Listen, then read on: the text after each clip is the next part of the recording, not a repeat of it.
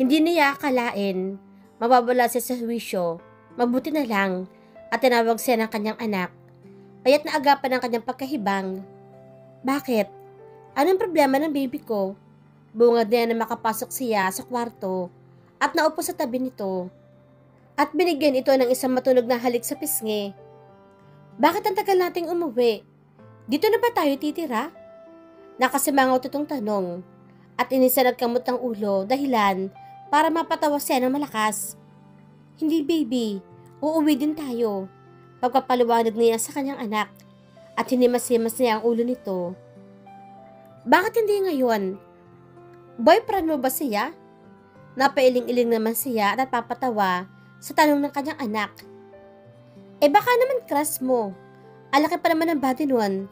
Kamukha niya si Larry si SpongeBob and Johnny Bravo. They really look the same. Inis itong sabi at kumunot-kunot pa ang noo.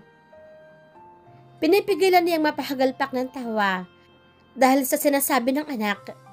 Baby, stay here. Maliligo lang ako ha? Paalam niya dito at kumuha ng toiletries sa walk-in cabinet. Mukha namang bago pa ang lahat ng gamit dito at hindi pa nagagamit. Dinala na kaya niya si Luna dito? May iba pa ba siyang taong dinala dito? Agad niyang binuraan kung anong iniisip niya at pinibigay lamang siya nito ng iritasyon kaya pumasok na siya sa banyo. Paulit-ulit siya naglalakad sa sala dahil paulit-ulit din na pumapasok sa kanyang isipan mga pinagagagawa niya sa kanyang asawa. Para siyang nasalihan sa puwet at hindi mapakali at kung saan-saan pumupunta. Hey, Johnny Bravo! Agad na agaw ang kanyang atensyon sa batang bumababa sa hagdanan at masamang nakatingin sa kanya. Napakibot naman ang kanyang labi dahil sa tinawag siya nitong Johnny Bravo. Saka lamang pumasok sa kanyang realisasyon na ang malaking katawan nito ang tinutukoy ng anak. He used to watch that Johnny Bravo when he was a kid, like his son. Crush mo ba ang mami ko? Pinagsaliko pa nito ang hindi kahabaang braso at pinaningkitan siya ng mata. Of course not. She's my... Hindi niya na ituloy ang sasabihin dahil nakaamoy siya na hindi kaaya-ayang amoy. Did you poop? Tanong nito sa kanya at namumula pa. Bakit naman ako tatae? Siyempre, hiya ko lang sa sarili ko. Sa tanda ko ba namang ito? Idudumi pa ako sa salawal. How about you? Did you poop? Napangisi siya sa kanyang naiisip na maaring ang anak niya ang dumumi. I think so. Nalaki ang kanyang mga mata sa sinabi nito at balak pa atang siya maghuhugas para dito. Can you wash my... Nahihiya nitong hingi ng pabor. I can't believe it. Huhugasan niya ang kanyang pilyong anak. But why not? He released a big sigh and nodded to his son. A smile written on his son's face. At least he feels comfortable now. Wow! Thanks, Mr. Bravo. Nakangising baling sa kanya ng anak. Matapos sa itong hugasan. Shut up, you little. Pawang lalapit pa lamang siya dito ay tumakbo na ito at nagpabuhat sa kanyang ina. Nakakunot ang noon niya, tumingin sa dalawa. Dahil may kung anong binubulong dito ang bubuwit niyang anak, dahilan upang mapatawa ito sa kanya. Akmang lalapit siya dito nang tumunog ang cordless nilang telepono, kaya agad-agad niyang tinungo ito at sinagot. Calvin. Napalunok na agad siya ng laway, narinig niya lamang ang baritonong boses ng kanyang ama. Yes, Dad. Ano itong nalaman ko? You kidnapped Lee and her son. What kind of person are you? Ganyan ba kita pinalaki? Dad, easy. I still have a rights. I'm still her husband. And Vince is my son. Madiin niyang salita dahilan para mapatigil ito at napalitan ng isang halakhak. Really? I have a grandson. Wow, I want to see him. Natatawang saan ito dahilan para ikagulat niya. Yeah, I'll bring him to you. Walang gana niyang sagot. How does he look? I'm sure he looks like me. Natatawa namang saad ito at wala siyang ibang magawa kundi ang sumimangot. As if naman sa imong mamana iyon. Anak ko iyon. Natural na ako yung kamukha niyon. Ano niya sa sarili? Okay. I don't have so much time to have a chit-chat to you, Daddy. Narinig pa na itong tumawa, makalaon, ay nagpaalam na din, at ibinaba ang telepono. Whom you talk? Nagmamasid na namang tanong ng kanyang anak, dahilan, para mapangisi siya. Don't talk to him like that. Always add po and opo. Saway na kanyang asawa, sa pasaway nilang anak. Why would I? Pinagsalit ko pa nito ang hindi kahabaang braso at ngumisi sa kanya. Oh, come on. After niya magpahugas sa akin ng kung ano, aawayin niya ako. What a spoiled kid. Pero inaamin ko na masaya akong andito sa tabi ko ang mag-ina ko. Wala ka na ba talagang balak iuwi kami? Napaerap naman sa kanyang asawa at lumapit sa kanyang kinaroroonan. Ipinatong niya ang dalawang paa sa maliit na mesa at inihilig ang ulo sa mga unan. Wala. Desidido niyang sagot. Damn. Sa tagal niyang inintay ang pagkakataong ito, bakit niya papapakawalan? He seems so desperate to have his son and wife. Nababalo ka nang talaga. Inisasigaw nito sa kanya at nagmarcha paalis. Pero nahigit niya ang kanyang braso. Where the fuck are you going? Napaigtad ito nang samyuhin niya ang lieg ng asawa. Why is he doing this? He's torturing me. The hell of me. He always know where my weakness is. Anili sa isipan. Marami itong siniko at sumilyap sa anak na naglalaro ng cellphone. Pinandilatan niya ito ng mata pero hindi siya nito pinansin at ngumiti ng nakakaloko. Late night. She is still thinking about Calvin and what he did. Come on, she's acting weird. Mas lalong nalagapak ang kanyang sarili pag hinayaan ng matili sila dito ng kanyang anak. After what he did, wala na siya mukhang maiharap pa sa kahit sino. After niya ipagpalit doon sa babaeng hindi naman pala siya mahal. Napailing-iling na lamang siya sa pag-iisip at muli bumabalik ang sakit na paulit-ulit na dinudulot nito sa kanya. Frustrated siyang bumangon mula sa hinihigaan at dahan-dahan bumaba at umaradya sa kusina para kumuha ng malamig na tubig. Nagsalin siya sa bausfo at dahan-dahang sumimsim dito at umarap sa kanyang likuran dahil nakarinig siya ng kaliskos. Meron siyang naaaninag na lalaki. Kitang-kita niya ang paghuhubad nito at umambad sa kanya ang napakagandang katawan nito. Hindi niya makita kung sino ito, pero humawak siya ng kahit anong mabigat na bagay in case lang na isa itong delikadong tao. Dahan-dahang lumapit ang lalaki sa ilaw at napahinga siya ng maluwag na malamang si Calvin lang pala ito.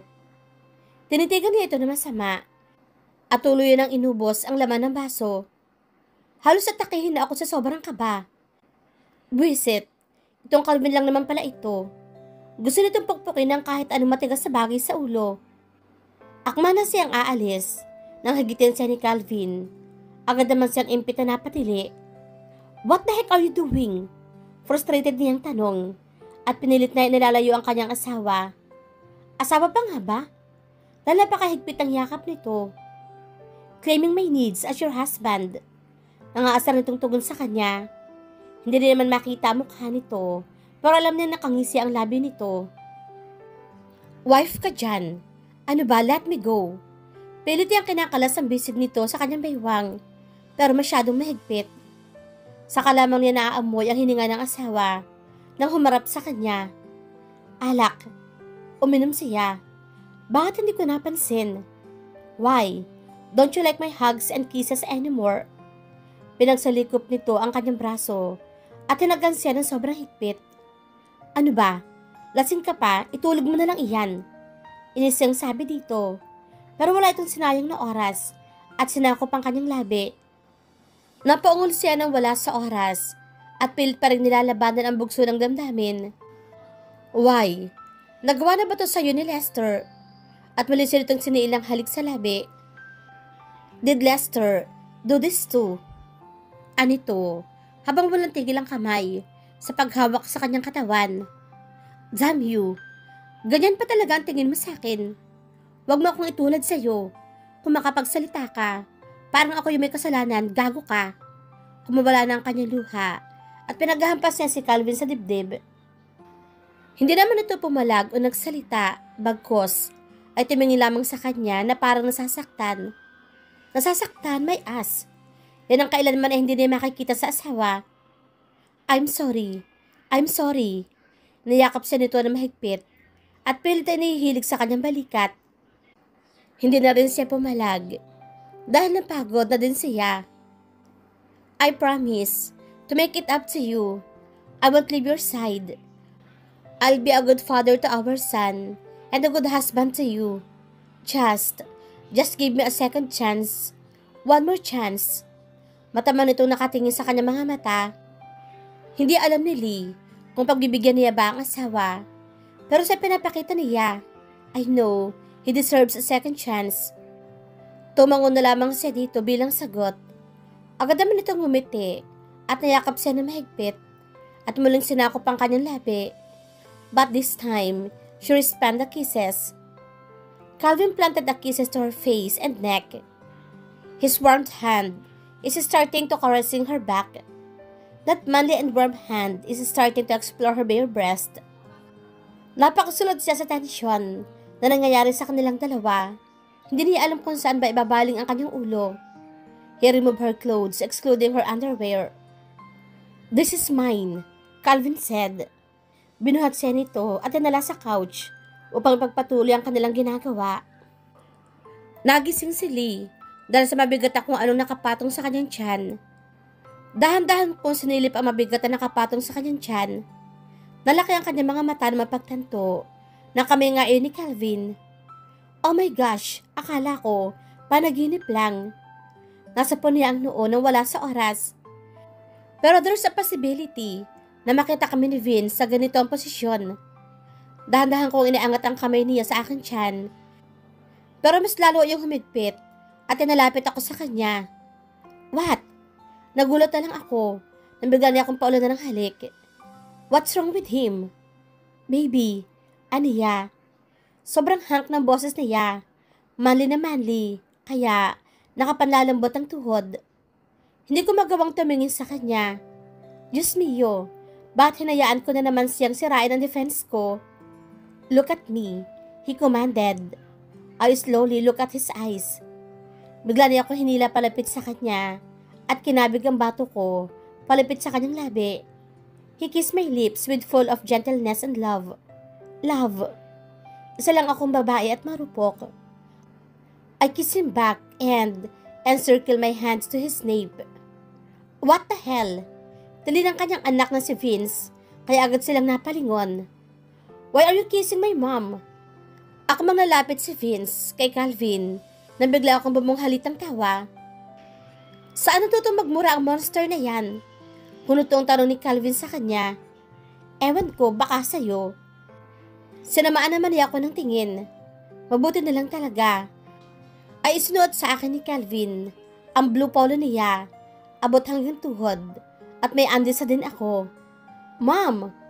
Frustrated na sabi ni Vince. Napalunok naman ako ng ilang beses sa kanyang tingin.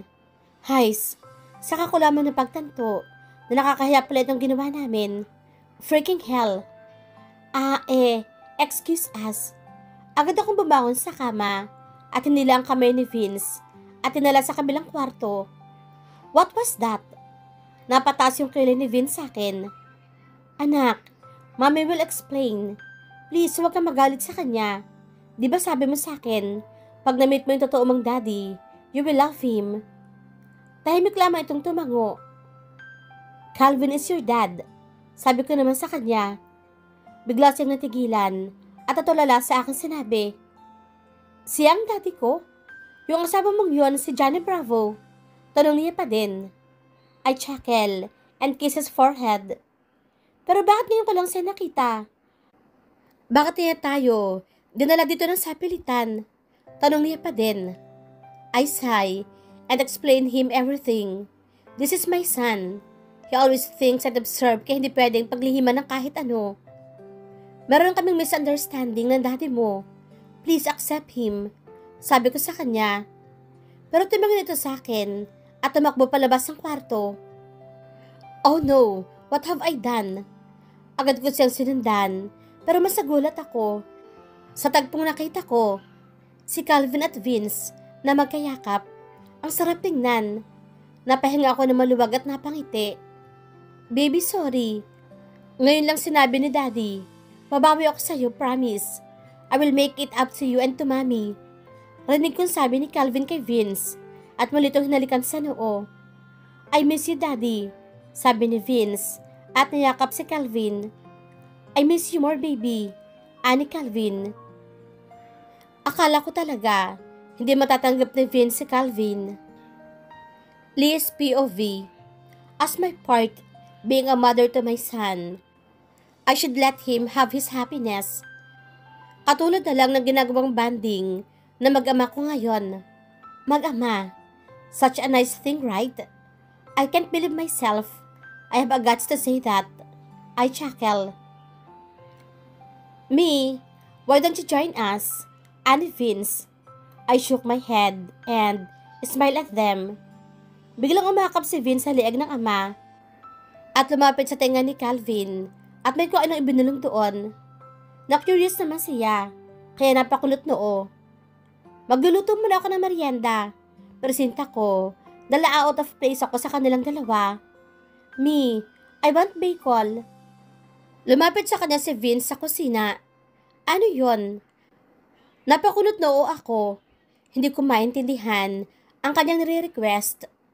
Yung ano po, color brown na parang rice tapos matamis. Vince said while caressing his tummy. Such a cute kid. I'm so lucky to be his mother. Yung Biko. Napahagik-gik naman ako. Biko lang pala. You got it. Palakpak ni Vince at hinalikan siya sa pisngi. Agad naman na itong niyakap at pinupog ng halik. Sa kabilang banda, satisfied na nakatingin ako sa aking anak at kay Lee. How I love to see this scene. She's really love our son so much. It's just, I'm too fucking stupid to hurt Lee. For all the times he feels their missing pieces that he needs to bring back. Ngayong nandito na, he feels complete, not just happy. He feels wonderful. I admit that I am not a very religious man, but I'd like to thank God for giving me this opportunity to have my wife back and also my son. Such a good God. Dad, tawag ni Vince. Kaya bumalik ako sa wisyo at agad nang lumapit dito. What is it? I smiled at him. I want to do something sweet to Mommy, but I don't know what to do. Saad niya at kumuha ng tissue paper. Such a sweet kiddo. Bili tayo sa labas ng mga art papers, sabi ko sa kanya. I saw his eyes sparkled. Yes, he shouted. I just laughed at him. Very energetic kid. Gaya ng request ni Vince, nagluto ako ng biko. Sinamahan ko na din ng apple pie na paborito ni Calvin. Ewan ko lang kung kakainin ba ni Calvin yung pie. Natatense ako habang nagluluto. Bakit ka kinakabahan? Ano naman kung hindi niya kainin o magustuhan? Sigaw ng kanyang isipan. Nagdiwang ang kanyang kalooban na makita. Kumuha ng isang slice si Calvin at kinagatan ito.